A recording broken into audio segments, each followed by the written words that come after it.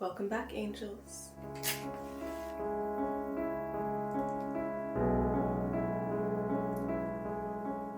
I'm not sure when you're watching this, but I'm filming this on December 21st. It is Yule, which means it is the longest night of the year. So I have a little candle to help guide us through it.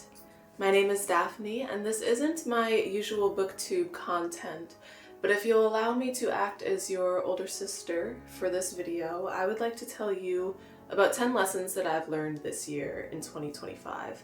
2025 for me has been a very interesting year. This is the year that I decided to take myself seriously. Before then, it was always ever waiting in the wings like a little wallflower, just hoping for someone to notice me and open up the gates for me. And I learned that that is not how it works, and you have to go after things yourself. It was a tough year. It was a beautiful year, and I learned a lot of very valuable lessons. So I want to impart those onto you as we go through this longest night of the year, and by the time you're watching this, we're already creeping slowly back into the daylight. The sun is coming back to us. Tonight, I am your older sister. I've lived through this all, and I'm giving you my advice. I've got my trusty notebook. This has absolutely everything in it. Number 1, we do owe each other.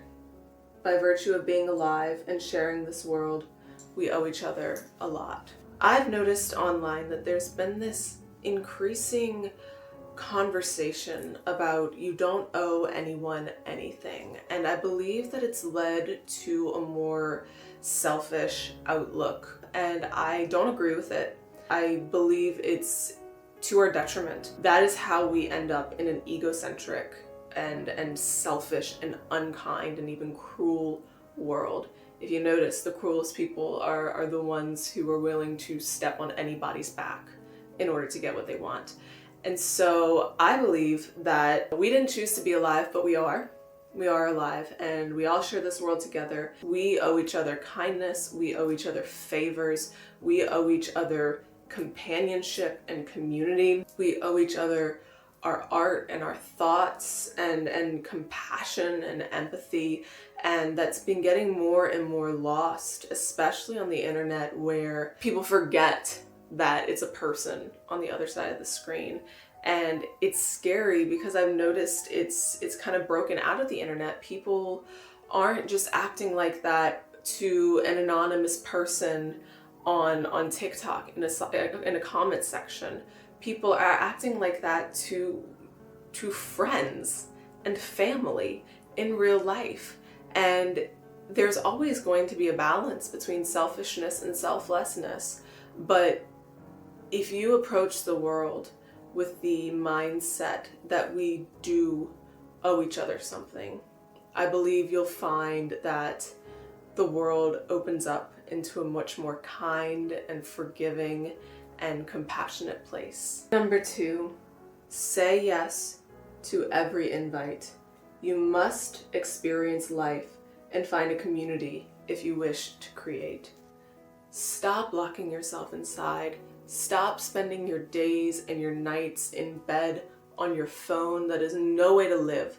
That is no way to live for anyone, but especially if you are an artist. In order to create art, you must experience life. You must notice things. You must be someone who is so in the present and so attuned to the world around you that you can see everything clearly and truthfully. You can't do that if you're stuck inside your bed on your phone, and I get it. The world is exhausting. It's so easy to get home from work and crawl into bed and scroll on your phone until it's time to go to sleep. Don't take the easy way out anymore. Be with your friends, be with your community.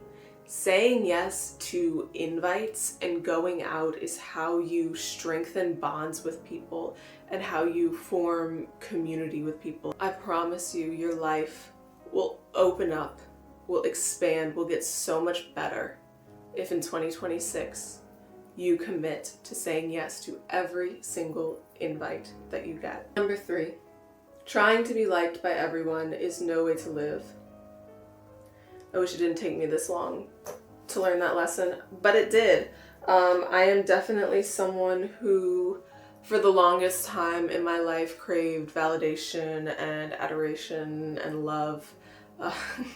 It's kind of, the basis of my novel is exploring that. And funnily, I do think that writing my novel is part of what helped me let go of that need. This is age-old advice. I almost feel silly even giving it, but I do think that it's something that deserves to be said over and over and over again. There is no better feeling than finding out that someone doesn't like you and realizing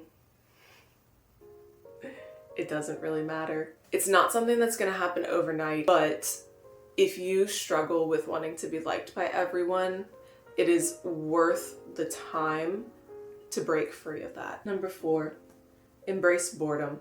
We have to stop chasing every single little micro dopamine hit. We have to stop being so afraid of boredom that we fill our time with nothing, with endless, mindless scrolling that does nothing but atrophy our brains. Boredom is good for us. Boredom is where some of our best ideas come from. Think of yourself back when you were a child. You didn't know what to do, and so you bothered your parents, and your parents said, "Stop bothering me, go figure it out." You never were bored for long. You found something to do, something that stimulated your imagination more than a phone ever could. Embrace boredom. It's where creativity comes from. It's where new ideas come from. When you're able to quiet your mind that much, that's when the universe whispers to you. Number 5, finish your creative projects, especially when they scare you.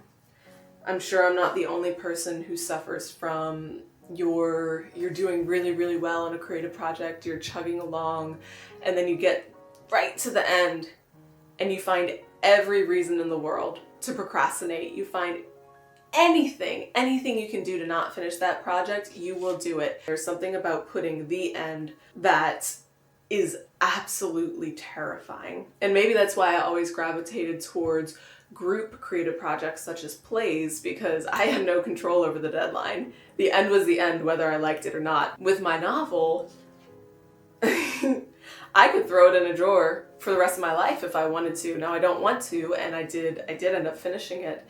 And it was scarier than any time I'd gone up on stage. It was scarier than getting over my stage fright of singing.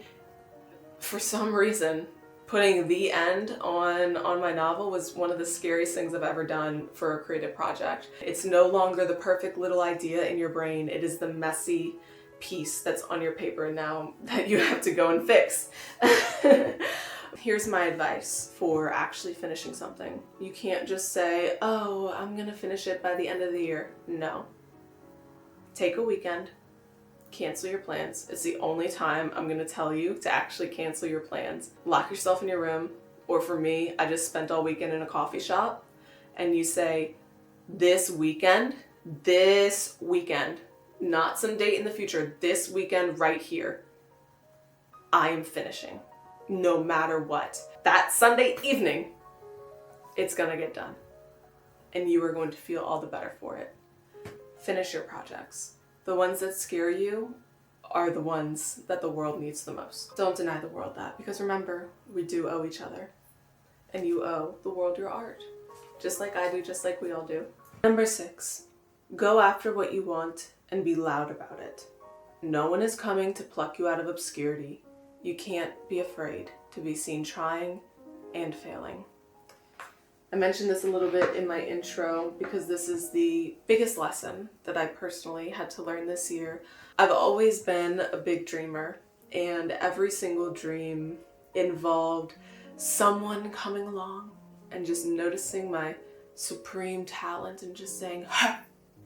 We must have her, the world must see her, and I'm going to devote my life to making this happen to her." And even though the practical side of me knows that that's not how it works, The fantastical side of me always held out hope that I would be the lucky one. And it was a very difficult realization that I had this year, that even though I logically knew that wasn't what was going to happen to me, the side of me that held out hope for it was stopping me from making my own strides. It was the most empowering thing that's ever happened to me, is to realize that no one's coming. And because no one's coming, I can do what I want. Because no one's coming, I get to make the choices, and I get to move forward in my creative career, and I get to assert myself and demand a space and demand presence. I've never felt that way before. I always felt like I was waiting for permission. I always felt like I was waiting for someone to say, okay, it's your turn now. And because I realized that that's not gonna happen, I don't have to wait for permission. I can just do it myself, and I can do what I want. I don't want it to be a sad thing, but no one's coming for you. If you're a creative, if you're looking to make a career in whatever art you want to make, no one is coming to crown you as the one. You have to do it yourself. You have to demand that space. You have to demand that attention. And to do that, you cannot be afraid to be seen trying. And more than that, you cannot be afraid to be seen failing. Because you will fail. That's part of it. You will try something and you will fall flat on your face in front of people, in front of an audience. And that's a terrifying thought, but that's reality. And it's all part of the story. Think to the future when you're in your 60s and you're writing your memoir, and you talk about, that moment where all hope seemed lost, and then the door that you needed opened up for you because you didn't stop. You didn't stop even when you failed, and you didn't stop when you did it in front of people. You have to be okay with having witnesses to your failures. That's just the reality. Number 7, make bad art. There is a shortage of bad art. And when I say bad art, I mean everything. I mean the shittiest first draft that you could ever come up with. I mean a horrible short film that has a shitty script and bad actors and the production is crap. I mean that because that means you're trying. I also mean in bad taste. I want to see a renaissance of the John Waters type of film that's just out there. That's just, as he says himself, believe in your own bad taste. I feel like we have lost that art. We have lost the art of high grotesque camp. Have the audacity to make something bad and stand by it. Make bad art. We need more bad art, especially in the age of AI. I would rather the shittiest piece of art in the world from a human being than ever seeing AI crap on my screen. So just keep going. Flood the world with bad art. Number 8. Do not let hopelessness paralyze you. Do it in spite of that feeling. It's been a tough year. It's been a bad year. It is so easy for us to fall into despair and just say, that's it. There's nothing I hate more than people saying we're cooked. If there is any phrase that I could erase from people's minds, it's we're cooked. And I get it. I get that when we are facing the world that we're living in today, it almost feels like the natural order of things to fall into hopeless despair. But I need you to remember, they want you to feel hopeless. They want you to roll over and to let them do their will. Don't preemptively give up. There are people out there who are fighting. Don't make their job harder by giving up. They are already fighting for us to have a better world than what we live in. It is our job to keep going in spite of everything that we're bearing witness to right now. I feel like all of my points are summing to the same thing. You cannot just come home and rot in bed all night. You cannot numb your brain scrolling on social media. You cannot isolate yourself, and you cannot become selfish, and you cannot let hopelessness paralyze you. This is the world that we're living in. It's not good right now, and it's not going to be good for a while. But that does not mean that your life is on pause, and it does not mean that you get to stop living. You have to keep going in spite of it. In spite of the hopelessness, in spite of the helplessness, in spite of the despair, in spite of the exhaustion, you have to keep going. You have to keep living. You have to keep saying yes to experiences. You have to keep hanging out with your friends. You have to keep showing up for your community. You have to keep making art. Make bad art. I don't care. Make whatever you want. But you must keep going. It's not the ideal world that we've got, but it's the one that we've got. You don't get to throw in the towel because you don't like it. None of us like it. But we must do what we can to make it as good as we can right now, and to keep living knowing that there is a future where things are better. Because people are fighting it. Don't let them do it in vain.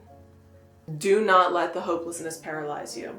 See, the older sister is coming out. This is the mean older sister who doesn't sugarcoat things, but it's the truth. And we all need to hear it. Number 9. Stop conceptualizing your ideal self and life and go out and actually live it. All right, y'all. I'm gonna be honest.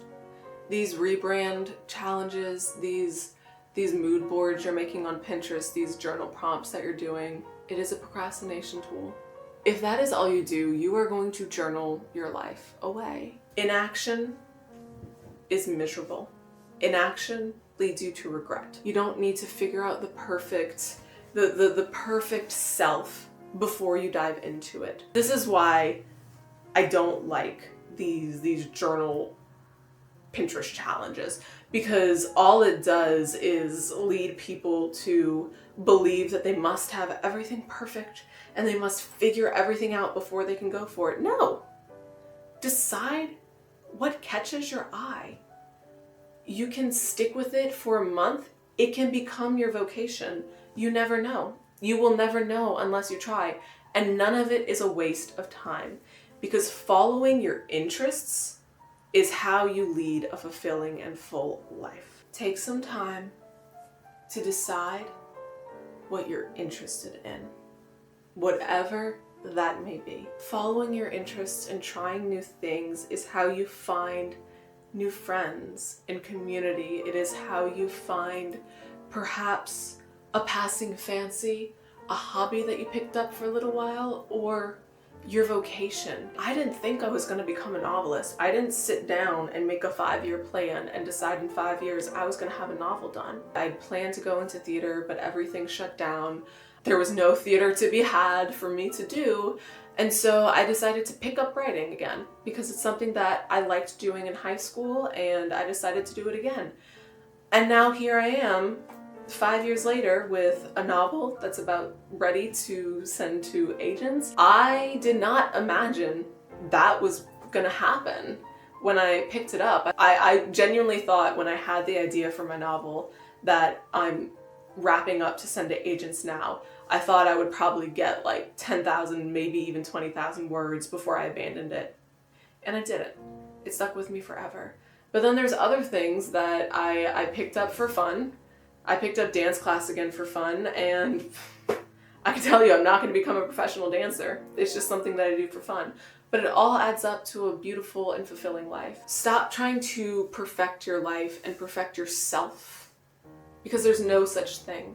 There's no such thing as perfecting yourself. There's no such thing as planning yourself. Figure out a few things that you think are cool and interesting, and just go do it. Just start somewhere and see where the path takes you. Make bad art. Number 10. This final lesson is yours. I have ranted and raved at you enough. I feel like I've done my older sister duty of banging some things into your head, some hard lessons and some fun lessons that I've learned this year that all, I believe, lead up to a fulfilling and beautiful life. At least that's what I hope. But I'm not the only person who has learned something this year. And so for number 10, I want you to think of something that you've learned this year. I'm gonna give you a little time, look into the fire and think about what happened to you this year that stuck with you and that resonated with you, and that you know that you're going to carry into 2026 and maybe even for the rest of your life? What's something that changed your outlook on life?